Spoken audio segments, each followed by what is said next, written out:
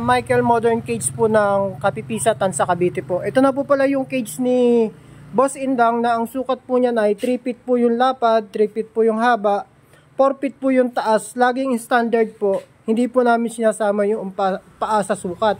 Yung paa po niya nasa 1 feet po. Ang pinakasukat lang po talaga niyan ay 3x4x3. Na ang kagandahan po nito ay ilalagay po siya sa rooftop, collapsible po siya. Ayan, ditornilyo po yan. Tapos yung mga gilid po niyan, may pinaka plain sheet po. Ayan.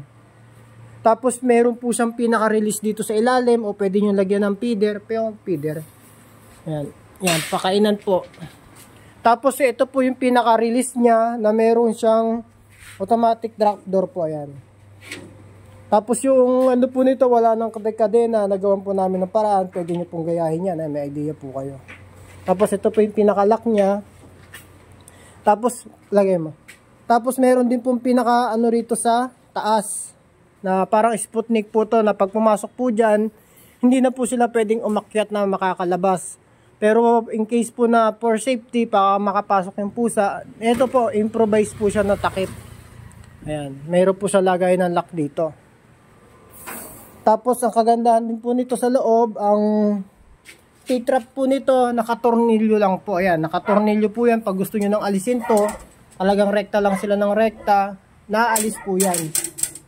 Tapos po, pwede kayo dito maglagay ng window ng wood box kasi pinagawa po niya, wala pong wood box.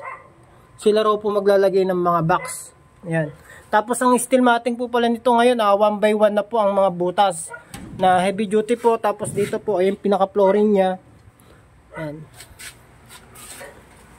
Tapos yung pinaka bubong niya ay long span. Talaga kahit tungtungan mo siya, pwede. Ayan. Tapos sa likod niya, plain sheet din. Ayan, walang kabasa-basa. Ayan. Sa gusto po magpagawa nito, PM lang po kayo. Meron pa po kami na ongoing na isa pang ganito. Pero ito po, may-ari na po niyan. Ayan, okay na po. Location po pala namin na Kapipisa, Tansa, Cavite at saka makakasigurado po kayo kasi kami po registered po kami. Ayan, since 2020 pa po kami gumagawa ng mga cages. PM lang po.